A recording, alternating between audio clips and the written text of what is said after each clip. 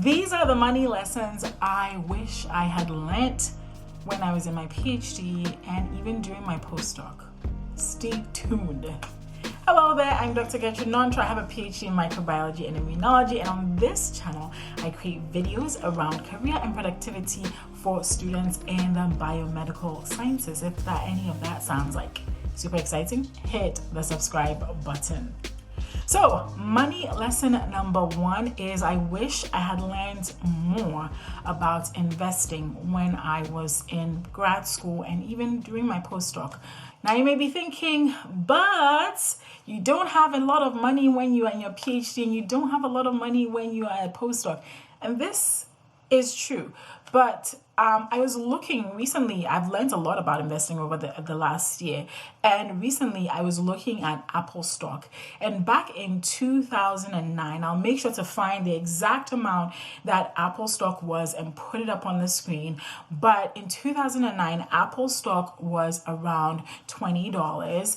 And as we are speaking, Apple stock is way more than that. It's over $100. And that's after Apple had split the stock in 4, which means that last year in 2020, Apple stock reached around $500 per stock. So if I had bought one Apple stock in 2009 when I started my PhD, in 2020, 5 years out of my PhD, I would have made that much more profit, right? And I think that this is something that is not necessarily provided in grad school, and I think it should be provided because there's a lot that you can do with your money whilst you're in grad school and your PhD. Now, for most students in the biomedical sciences and STEM in general, PhDs tend to, and even master's programs tend to be funded. And so you may have a complete tuition coverage, as well as you're paid a stipend every single month. At least that was my experience.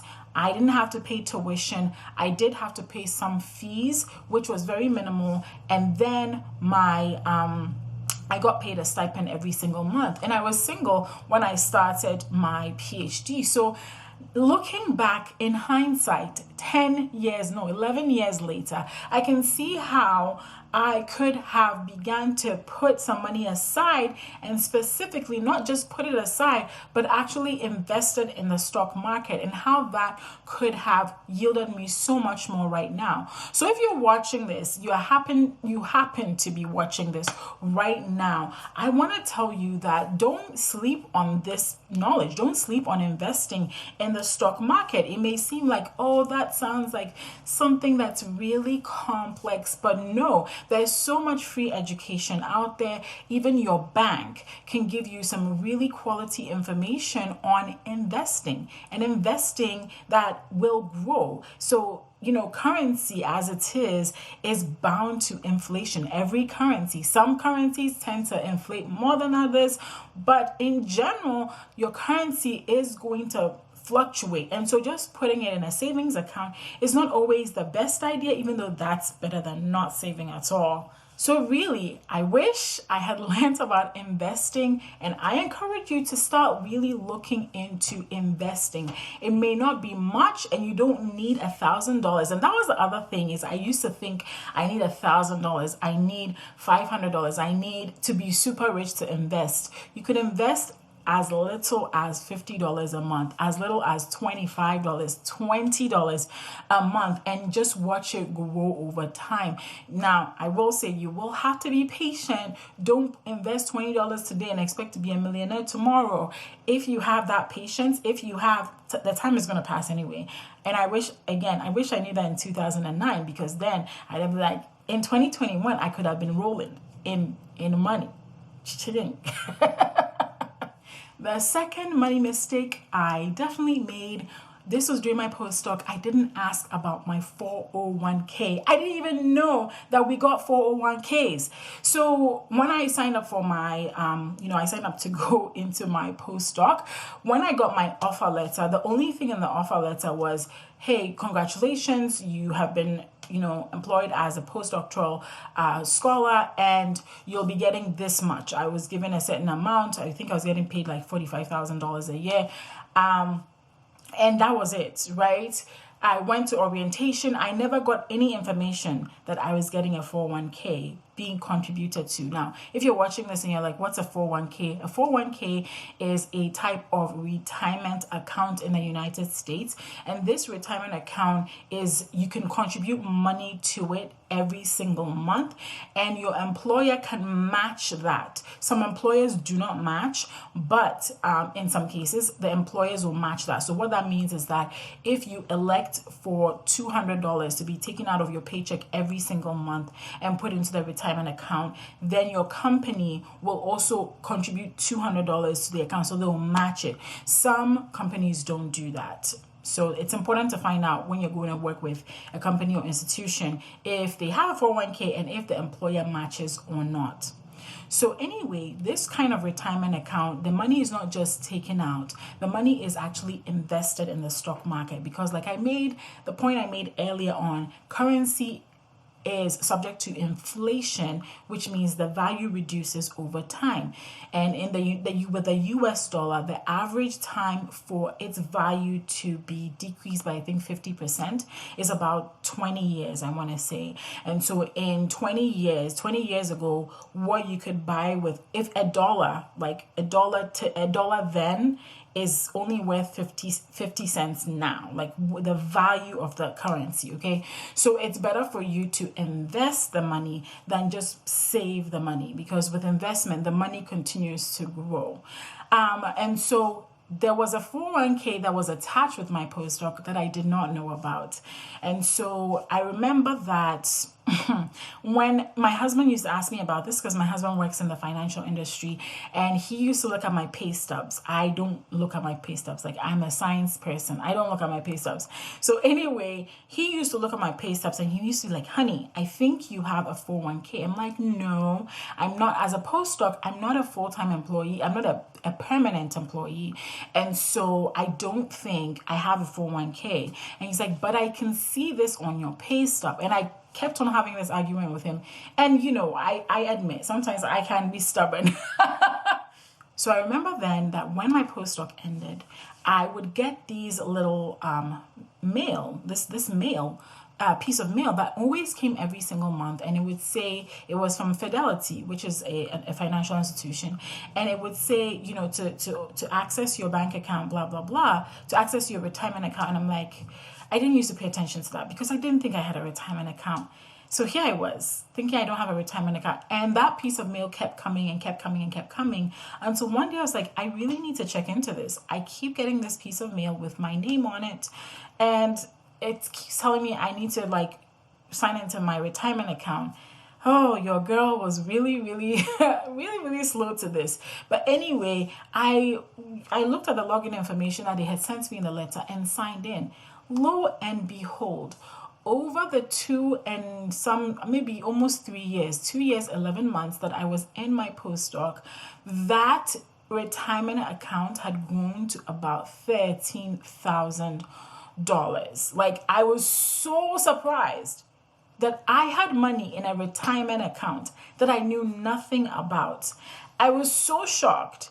And my husband kept saying, I told you, I knew you had a retirement account because it was on your pay stub. And I kept telling you, and you kept saying, and I really was convinced. And this is why you don't have to assume things. I know you're probably side-eyeing me right now. You are absolutely right to be side-eyeing me. I did not check, but I did not know about this 401k, but I had it. So the long and short of this story is that when you do sign up to go into a postdoc, or if you end up in a particular job, please learn everything you can about your 401k. Find out how much is being contributed, or how much you're going to be contributing to it. Find out if your employer matches it. Find out if you can add more to, find out everything that you can, and also find out about rollover options, because now what ended up happening with my 401k situation was I had to roll it over into one that I could manage myself, because I didn't have an account with that bank.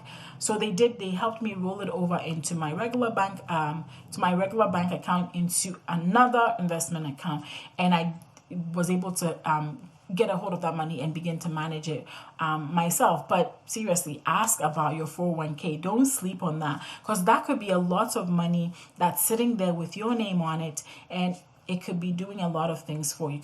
You could continue reinvesting it, and it could be an amazing blessing to you and your family. Third money mistake, ready for it? Drum roll. Third money mistake is take advantage of all your benefits during your PhD and during your postdoc and during whatever it is job that you're going to have. Now, what do I mean about taking advantage of all your benefits? So if you when I was in my PhD, I had health insurance, I had access to the school gym, I had access to the school library, I had access, there were like certain discounts I could get as a PhD student. When I joined my postdoc, the same thing. I had all of these benefits. I found when I started adjunct teaching, I found out that as a teacher, as an educator, I could go to places like AT&T and I could get like $15 off of my phone bill. And all of that doesn't sound like $15 off your phone bill. What does that amount to? It could amount to a whole lot over the course of a year, or the fact that you have access to your institution's gym, right? Gym memberships are pretty expensive sometimes. You could take advantage of that. Health insurance, right? There are life insurance policies that you may even sign up for whilst you're with the institution. I remember when I was in my postdoc, there was something like that.